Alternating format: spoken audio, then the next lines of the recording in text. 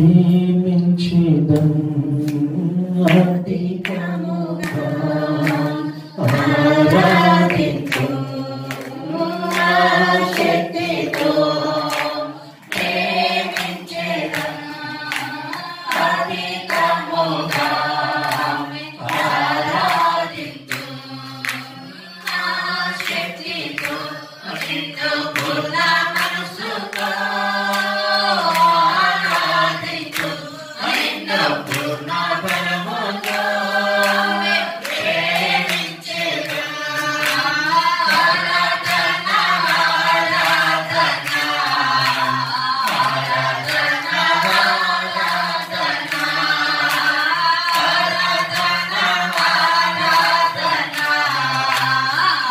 ఆరాధన ఆరాధన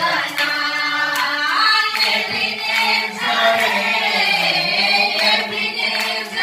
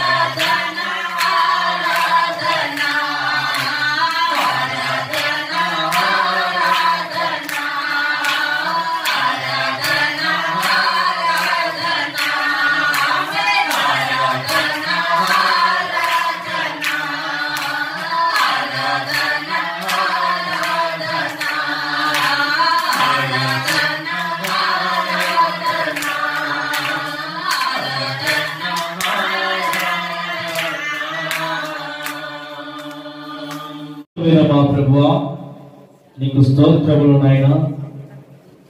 ఈ పరిశుద్ధ దినాన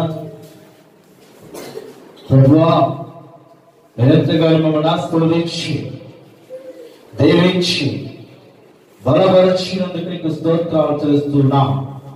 ఈ పరిశుద్ధ దినాన ఉదయకాల సమయంలో నేను స్తుతించే కృప మాకందరికి దయచేసినందుకు నీకు స్తోత్రాలు. ప్రభువా, మీరు మాట్లాడే దేవుడు, మాట్లాడిన రాయవి కాదు, రబ్బవి కాదు. మీరు సజీవమగలిగినటువంటి దేవుడు తండ్రి. మీరు మాట్లాడితే ఆ రీతిలో మేము ఉండి నీ కృప చొప్పున బ్రతకడానికి సహాయం అనుగ్రహించుమని ప్రార్థన చేస్తున్నాం.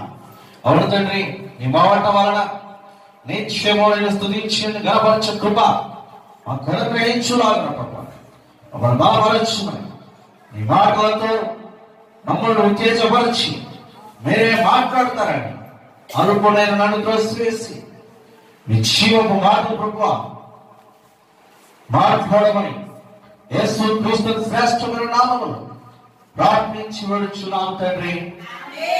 ఆమేన్. హల్లెలూయా, హల్లెలూయా. దేవునికి మహిమ కలుగును గాక. అందరూ కూర్చుందాం.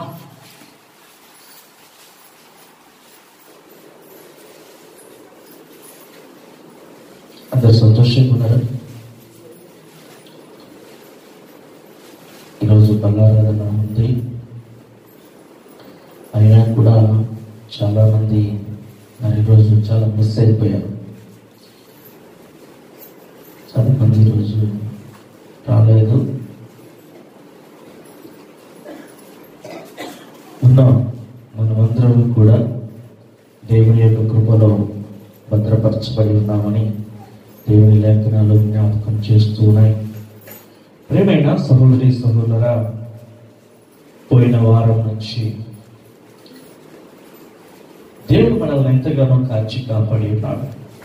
అందును బట్టి దేవునికి కృతజ్ఞత చెల్లించే వారమై ఉన్నాం. నేటి దినాన ఆయన ఎంతగానో మనల్ని ఆశీర్వదించి ఉన్నాడు, ఎంతగానో మనల్ని బలపరిచి ఉన్నాడు.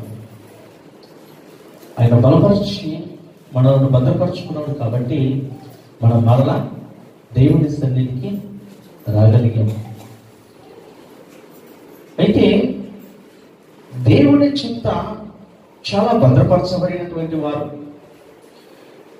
దేవునికి ఎంతో అనుకూలమైనటువంటి వారు, దేవునికి చాలా ఇష్టమైనటువంటి వారు. అలాంటి వాళ్ళను అపవాది కాటు వేస్తాడు. అపవాది ఏం చేస్తాడు? నలగగొట్టేస్తాడు, సమాధానం లేకుండా చేస్తాడు, నెమ్మది లేకుండా చేస్తాడు. దేవుని ఎంత ఎక్కువగా ప్రేమిస్తే అంతగా శ్రమలు వస్తాయి. దేవుని ఎంతగా నువ్వు ప్రేమిస్తే అంతగా నిందలు వస్తాయి. దేవునికి ఎంత దగ్గరగా నువ్వు వెళ్తే అంతకంటే ఎక్కువ శ్రమల చేత నీవు నిందలు పాలవలసి వస్తుంది. అయితే వాటన్నిటిలో నా దేవుడు గొప్పవాడై వాటిని చేయించినట్లయితే నీవు ధన్యుడవు. హల్లెలూయా, హల్లెలూయా. వాటన్నిటిని ఎప్పుడైతే నా దేవుని యొక్క దీవించినవి అని నీవు వాటిని గురించి చింతింపక, వాటి గురించి నువ్వు ఆలోచింపక, దేవుని పట్ల నిరీక్షణ కలిగి ఆయనతో సహవాసం చేసినట్లయితే దేవుడు నిన్ను, నీ కుటుంబాన్ని బహుగా ఆశీర్వదిస్తాడు, బహుగా ఆశీర్వదిస్తాడు. మరి దేవుడు ఆయనకు ప్రియమైన కుమారుడిగా మనం గమనిస్తా ఉన్నాం. అలాంటి కుమారుణ్ణి అపవాది కాటు వేయాలని ఎంతో ప్రయాసపడింది. దేవుని చెంత నుండి అతన్ని దూరం చేయాలని చెప్పేసి ఆశ కలిగి ఉన్నాడు అపవాది. ఆ వ్యక్తి ఎవరు తెలుసు అందరికీ? ఎవరు చెప్పండి?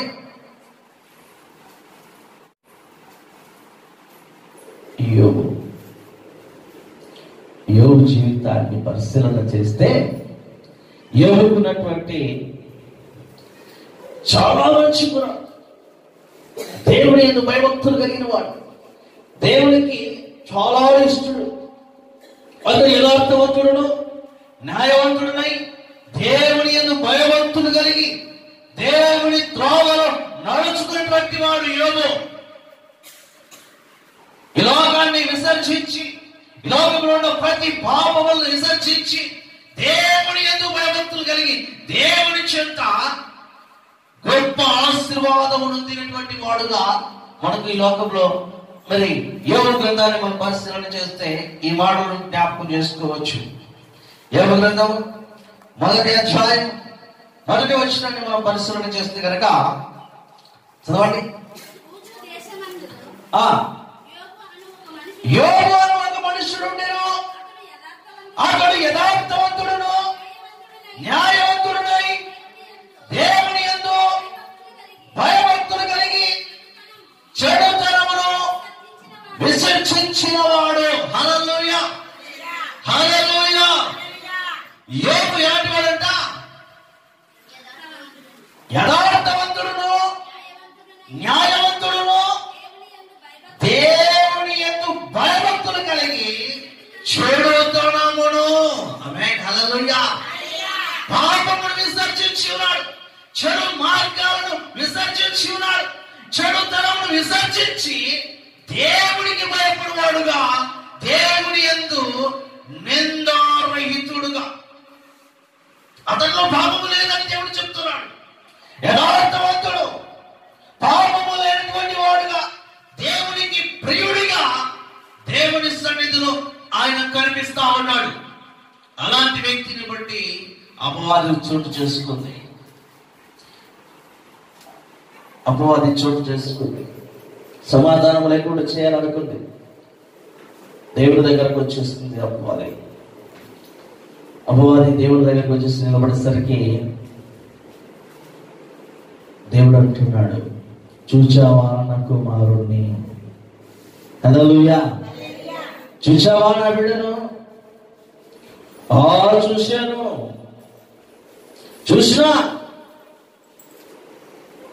చూసినా మరొకసారి ఆ మాట చదువుకుందాం కింద. యెహోవా సన్నిధిని నిలుచుటకై దినం ఒకటి తటస్థించెను. ఆ దినమున అపవాది వారితో కలిసి వచ్చెను. యెహోవా నీవు ఎక్కడి నుండి వచ్చినవని వారిని అడగగా అపవాది భూమి మీద అటు ఇటు తిరుగులాడుచు అందులో సంచరించుచు వచ్చినని యెహోవాకు ప్రత్యుత్తరమిచ్చెను. హల్లెలూయా. దేవదూతలు అనేకులు ఉన్నారు. దేవదూతల మధ్య దేవుడు స్తుతి అర్పణ చేసుకుంటున్నాడు, స్తుతి ఆగమం చేసుకుంటున్నాడు. ఈరోజు మనం అందరం కూడా దేవుడి ఎదుట మనం అందరం ఏం చేస్తున్నాం? ఈరోజు దేవుడిని స్తుతించాం, దేవుడిని ఆరాధించాం. దేవుడిని ఆరాధిస్తూ ఉన్నప్పుడు దేవదూతలు అందరూ కూడా ఒక దినము ప్రత్యక్షపరచబడి ఉండాలని దేవదూతలు అందరినీ పిలిచినప్పుడు ఈ అపవాది కూడా దాంట్లో వస్తూ ఉన్నాడు. హల్లెలూయా. అపవాది కూడా అక్కడ వస్తా ఉన్నాడు. అప్పుడు దేవుడు వాడిని గమనించి, నీవు ఎక్కడి నుంచి వచ్చితివి, నీవెక్కడి నుంచి వచ్చితివి అన్నప్పుడు అపవాది అంటా ఉన్నాడు, నేను భూమి మీద అటు ఇటు తిరగలాడుచు నేను ఇక్కడికి వచ్చింది. హల్లెలూయా, హల్లెలూయా. ఈ మాటను విన్న దేవుడు చదవండి. అందుకు యెహోవా నా సేవకుడైన యోబును ఏము సంగతి ఆలోచించితివా? హల్లెలూయా. ఎవరితో అంటున్నాడు? అపవాదితో అంటున్నాడు. దేవుడు సాక్ష్యం ఇస్తున్నాడు. ఎవరి గురించి? దేవుని సేవకుని గురించి, దేవుణ్ణి బహుగా ఇష్టపడుతున్నటువంటి వారి గురించి దేవుని సేవకుడైన యోబు గురించి ఆయన అంటున్నాడు, చూసివా నా సేవకుడైన యోబును చూసివా, ప్రతి ఆదివారం ఉదయాన్ని వచ్చి నాకు నమస్కారం చేసి నాకు స్తుతులు అర్పించి నన్ను గణపరుస్తున్న నా యోబును చూస్తువా, పాపమును విసర్జించి పాపమునికి దూరంగా ఉన్నటువంటి నా యోబును చూసివా. హల్లెలూయా. ఈ మాటలు సాక్ష్యం ఇస్తా ఉన్నాడు. ఒకవేళ నిన్ను బట్టి నీ దేవుడు నీకు సాక్ష్యం ఏమై ఉన్నాడు?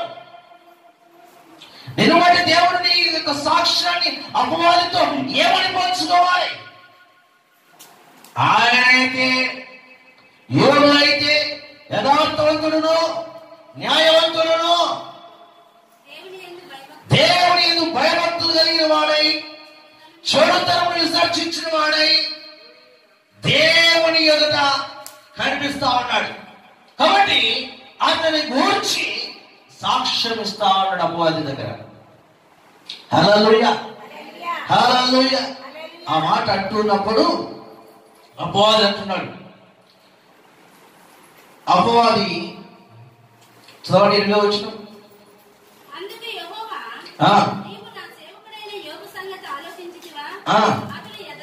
అతడు యథార్థవంతుడు న్యాయవంతుడనై దేవుని యందు భయభక్తులు కలిగి చెడుతనమును విసర్జించి భూమి మీద అతని వంటి వాడెవడు లేడు. హల్లెలూయా. ఎడట భూమి మీద అతని వంటి వాడు ఎవడనో లేడు. అంత యథార్థవంతుడు, అంత న్యాయవంతుడు, అంత బుద్ధిమంతుడు. అతనిలా నన్ను స్తుతించేవారు కూడా ఆరాధించేవారు కూడా లేరు. అతను నన్నంటే ఎంతగా ఇష్టపడుతున్నాడంటే తన ప్రాణం పోయేంతగా నన్ను ఇష్టపడతా ఉన్నాడు. హల్లెలూయా. తన ప్రాణం పోయేంతగా నన్ను ఇష్టపడతా ఉన్నాడు. యోబు గురించి బాగా తెలుసు దేవునికి. అందుకని యోబు గురించి ఈ మాట చెప్పేసరికి ఆ సాతాను అన్ని ఇచ్చావు, అతను స్తుతిస్తున్నాడు. నువ్వన్నీ ఇస్తున్నావు, నువ్వు అంతగా ఆశీర్వదిస్తున్నావు, అందుకే నేను ఎక్కువగా స్తుతిస్తాడు. ఎక్కువగా నీవే దేవుడు అని కసిపోని ఆడతాడు. హల్లెలూయా, హల్లెలూయా. ఆ కింద వచ్చి చదవడం.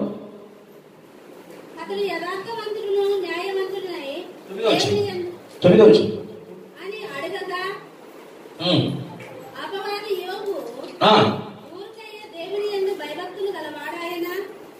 అపవాది ఇక్కడ అంటూ ఉన్నాడు, యోబు ఊరకయ్యే అంటే ఏంటి? ఊరికి దేవుడిని స్తుతిస్తాడు. అతనేమి మన వాళ్ళు కూడా కొంతమంది ఈ మాట మాట్లాడతారేమో, మనలో కూడా ఇలాంటి మాటలు సంభవిస్తారేమో. దేవుడు అన్ని ఇస్తున్నాడు కాబట్టి వాళ్ళు సంతోషంగా దేవుని స్తుతిస్తున్నారు. ఒకసారి వాళ్ళకి బాధ వస్తే తెలుస్తుంది, ఒకసారి వాళ్ళకి కష్టం వస్తే తెలుస్తుంది. ఇక్కడ అపవాది కూడా యోబు పట్ల దేవుని దగ్గర ఇలాంటి మాటలు మాట్లాడుతూ ఉన్నాడు. ఊరికే దేవుని స్తుతిస్తున్నాడా? ఊరికే దేవుని ఎందుకు భయభక్తులు కలిగి ఉన్నాడా? ఏమి కొదవ లేకుండా యోబును దేవుడు కాపాడుతున్నాడు కాబట్టి, నువ్వు అన్నిటినీ ఆయనకి ఇస్తున్నావు కాబట్టి, నీవు ఎంతగానో ప్రేమిస్తున్నావు కాబట్టి, నువ్వు ఏం కావాలంటే అది ఇస్తున్నావు కాబట్టి నేను ఎందుకు భయభక్తులు కలిగి నీ ఎందుకు యథార్థంగా కనబడతా ఉన్నాడు. ఒకసారి అతనికి ఉన్నవన్నీ మెచ్చినట్లయితే, అతనికి ఉన్నవన్నీ తీసివేసినట్లయితే అప్పుడు అంటాడు, చూడు యెహోవా ఎవరు? ఆయన నా కష్టం ఇంత కష్టం వచ్చినా కూడా ఎక్కడున్నాడు? నాకు అన్ని వాయ. ఆయనకు ఎన్ని ఉన్నాయండి చూడండి. ఒకసారి ఎంత ఆస్తివంతుడంటే భూమి మీద అతను వంటి ఆస్తిపరుడు ఇంకెవరు లేరు అన్నట్టుగా దేవుడికి లేఖనాలు చూపిస్తా ఉన్నాడు. హల్లెలూయా, హల్లెలూయా. చూడండి 3వ వచనం చదవండి. అతనికి 7,000 గొర్రెలను 3,000 ఒంటెలను 500 జతల ఎడ్లను, ఎట్లంటే ఎద్దులు, 500 ఆడ గాడిదలను బహుమంది పనివారు, బహుమంది. అతని దగ్గర అతను గొప్ప మహారాజులాగా, ఆ పట్టణంలోనే పెద్ద ఆస్తివంతుడు. అతనికి ఏం కొదవ లేదు. అన్నిటిని కూడా దేవుని యందు భయభక్తులు కలిగి ఆయన సంపాదించుకుంటున్నాడు. చాలా మంది పనివారు ఉన్నారు యోబు దగ్గర. బహుమంది పనివారును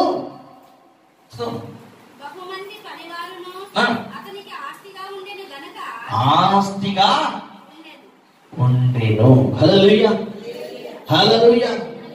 ఆయనకు 7 మంది కుమారుడు, 3 కుమార్తెలు ఉన్నారు.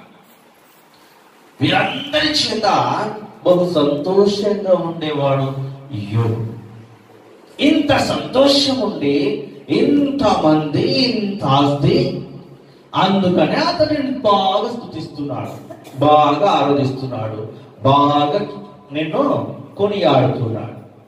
నీవే దేవుడు, నీవు తప్ప నాకు వేరే దేవుడు లేడని కలిసి నేను కొనియాడుతున్నాడు. ఒక్కసారి అవన్నీ పోతే ఆ బాధ నాకు తెలుస్తుంది. అప్పుడు చూడు, దేవుడు ఆడున్నాడు, నాకు ఉన్నవాడిని పోయా అని అప్పుడు నిన్ను మెత్తుతాడు. అంటే నిన్ను తిట్టుకుంటాడు, నీ దగ్గర నుంచి దూరం అయిపోతాడు. అప్పుడు మన వాళ్ళు ఏం చేస్తారు? మనం కూడా ఏం చేస్తాం? మన దగ్గర కొంచెం బాధ వచ్చింది అనుకోండి, వేదన వచ్చింది అనుకోండి, కొంతమంది ఈ దేవుడిని విడిచిపెట్టి ఆడ అంతరం వేస్తారంట. హల్లెలూయా.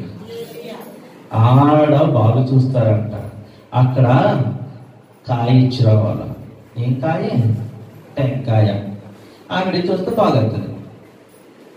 హల్లెలూయా, హల్లెలూయా. కానీ యోబు విశ్వాసములో అలాంటి మార్పు కలగలేదు. ఎన్ని నిందలు వచ్చినా, ఎన్ని ఇబ్బందులు వచ్చినా, ఎంతగా ఆయన పాడు చేసిన యోగంలో ఈ లోకమంతా కూడా ఆయనను ద్వేషించినా కానీ యోబు మాత్రము నిట్టుడిగా నిలుచుకొని ఉన్నాడు దేవుడి దగ్గర. చూడండి, ఆ మాటలు ఇంకా కింద ఉన్నాయి. 9 వచ్చిన 10 వచ్చిన కింద ఉన్నాడు.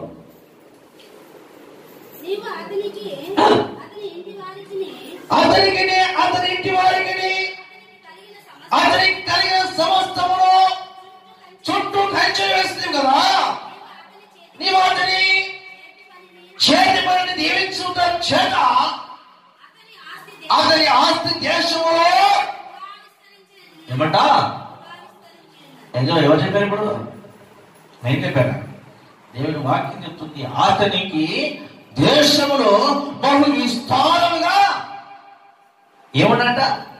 ఆస్తి. దేశంలో అందరికంటే గొప్పవాడుగా ఉన్నాడు. అందుకని అమ్మవారికి కుళ్ళు వచ్చింది.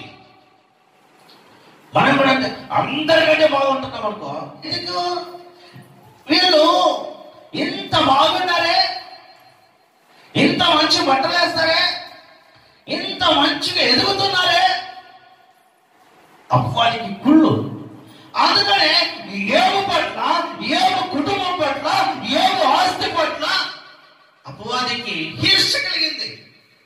దేవుడి పట్ల సంతోషం, దేవునికి సంతోషం ఉంది. నా బిడ్డలు ఎదుగుతున్నారు, నా బిడ్డలు సంతోషంగా ఉన్నారు, నా బిడ్డలు మంచిగా నా పనిలో వాడబడుతున్నారని దేవునికి సంతోషం. కానీ అపవాదికి ఏమి? ఎక్కడ తొక్కాలా అని చూస్తా ఉంటాడు, ఎక్కడ కిందికి వేసి తొక్కాలని చూస్తాడు. ఎదిగే కొద్దీ ఇక్కడ ఏం చేస్తాడు? పట్టుకొని లాగుతుంటాడు అపవాది. హల్లెలూయా, హల్లెలూయా. అపవాది యోబును జ్ఞాపకం చేస్తున్నప్పుడు అన్ని ఇస్తున్నావు. యోబు దగ్గర అంటున్నాడు, యోబుకి దేవుడి దగ్గర అంటున్నాడు అపవాది, యోబుకి అన్ని ఇస్తున్నావు, నీవు ఆశీర్వదిస్తున్నావు కాబట్టి ఆయన ఎదుగుతూనే ఉన్నాడు. ఒకసారి నీ చెయ్యి ఆపు, ఒకసారి నీ చెయ్యి నిలిపేసి నువ్వు ఇచ్చేది పని చేయి, నువ్వు ఒకసారి కొట్టు యోబుని. అపవాది చెప్తున్నాడు. అపవాది ఎవరు కొట్టుకున్నాడు? యోబుని కొట్టమంటున్నాడు. ఎవరు ఒకసారి కొట్టు. ఒకసారి యోబుని కొడితే అప్పుడు చెప్తాడు నీకు, నిన్ను స్తుతిస్తాడు. అప్పుడు ఇంకా నిన్ను ఆరాధిస్తాడా యోబు? నేను భయం కలిగి ఉంటాడా? నేను భక్తి కలిగి ఉంటాడా? నీ సడన్లో నిలబడతాడా? అన్ని క్వశ్చన్లు వేస్తారు కదా. దేవుడు అంటా ఉన్నాడు, చదవడం మాట. నీ చెయ్యి చాపి అతనికి కలిగిన సమస్తమును అతనికి ఇచ్చినవన్నీ కూడా తీసివేసిన నీ మోగం ఎదుటనే. ఇంకా కుదరనైతే అంటారు. బాగా గమనించండి, మన కుటుంబాల్లో ఉన్నటువంటి సమస్యను బట్టి ఎవరైనా మన దగ్గర ఏమనంటే నువ్వా నీదే ఎలా ఉమ్మిసి పోతారు కదా.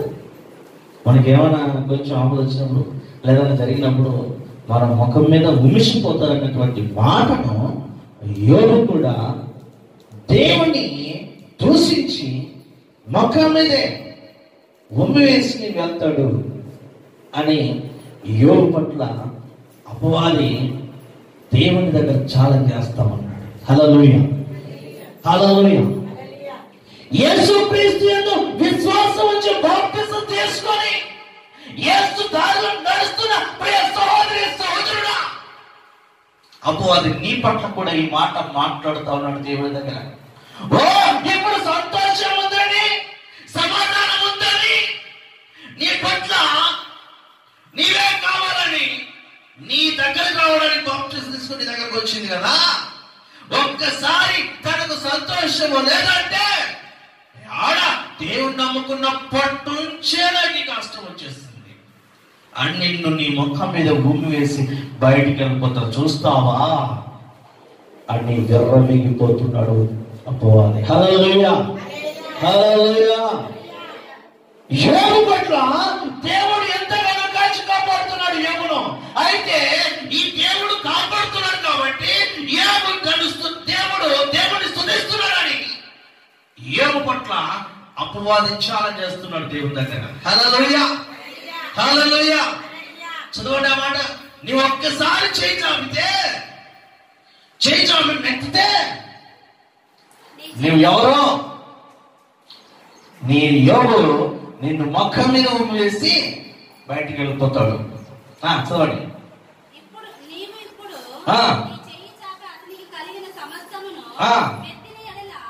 అతనికి ఇచ్చినవన్నీ తీసేసుకుంటూ వస్తే నీ ముఖము ఎదుటనే దూషించి నిన్ను విడిచిపోతాడు.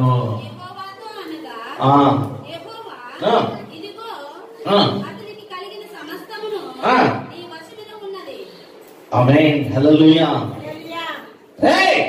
ఇంతగా మాట్లాడుతున్నావే, నీవు ఇలా అనుకున్నావా? నా బిడ్డ అయినటువంటి నా దాసుడు, నా యొక్క సేవకులైనటువంటి యోబు అలాంటి వాడు కాదు. యోబు అలాంటి వాడు కాదు. ఒకవేళ ఇట్లా అనుకున్నావా, సరే ఇప్పుడు యోబును నీకే అప్పగించేస్తాను, ఏం చేస్తావు చేసుకోపో. కానీ తన ప్రాణాన్ని మాత్రం తీసే హక్కు నీకు లేదు అనేసరికి సరే చూద్దాం అని చెప్పేసి దేవుని దగ్గర సవాల్ తీసుకొని వచ్చేసాడు అపవాది. యోబును శ్రమ పెట్టడం స్టార్ట్ చేశాడు. స్తోత్రాలు తండ్రి. ప్రభు ఈ సమయంలో నిరాశమైన మేమందరం కూడా మరి సెలవు తీసుకొని చూడగా శాంతియు, సమాధానమును, సంతోషమును, సంపూర్ణ విడుదలను దయచేయమని ప్రార్థన చేస్తున్నా. ఏమబడినటువంటి శ్రమల కంటే మా శ్రమలు ఎక్కువని కాదు తండ్రి. దావీదు మహారాజులా నీ సన్నిధిలో ఎల్లవేళలా నిన్ను స్తుతించే భాగ్యమును మాకు దయచేయమని ప్రార్థన చేస్తున్నా. మాతో పాటు మా కుటుంబాలతో పాటు మా వీధుల్లోను, మా గ్రామాల్లోను, మా పట్టణాల్లోను, మా దేశం అంతా కూడా నేను స్తుతించే భాగ్యమును దయచేయమని ప్రార్థన చేస్తున్నా. అవును తండ్రి, ఈ పరిశుద్ధ దినాన నీ సన్నిధికి వచ్చిన ప్రతి ఒక్కరిని బట్టి, ప్రతి కుమారుని కుమార్తెను బట్టి, ప్రతి కుటుంబాన్ని బట్టి నీకు వందనములు చెల్లిస్తున్నా. వారికి ఉన్నటువంటి రోదన అయితేనేమి, వేదన అయితేనేమి, అసమాధానంలో నుంచి సమాధానంలోకి వచ్చిన కృపచుమని ప్రార్థన చేస్తున్నాం. ఆ రోగంలో నుంచి విడుదల చేయమని ప్రార్థన చేస్తున్నాం. అవును తండ్రి, ఈ నామములో బహు ఆశీర్వాదాలు పొందుకొని ఎల్ల వేళలా నిత్యము యెహోవా పరిశుద్ధుడు, యెహోవా పరిశుద్ధుడు, పరిశుద్ధుడని కొనియాడినట్టుగా కృపచుమని ప్రార్థన చేస్తున్నాం. అవును తండ్రి, ప్రతి ఒక్కరిని ఆశీర్వదించి మరలా వచ్చి ఆదివారం దినాన ప్రభువా బహువుగా ఆశీర్వదించమని ప్రార్థన చేస్తున్నాం. అనేకులు తరలి వచ్చినాక ఆశీర్వదించమని ప్రార్థన చేస్తున్నాం. ప్రభువా, రెండవ పరిశుద్ధ దినములో అభిషేక ప్రార్థనలలో అనేకమైనటువంటి దయ్యముల చేత పీడించబడుతున్న వారందరికీ, రోగముల చేత పీడించబడుతున్న వారందరికీ, సమాధానం లేకుండా ఉన్నటువంటి వారందరికీ సమాధానమును, విడుదలను దయచేసి మీరే మహిమ ఘనత ప్రభావములు పొందుకోమని యేసు క్రీస్తు నామం పేరట ప్రార్థించి వేడుచున్నాం తండ్రి.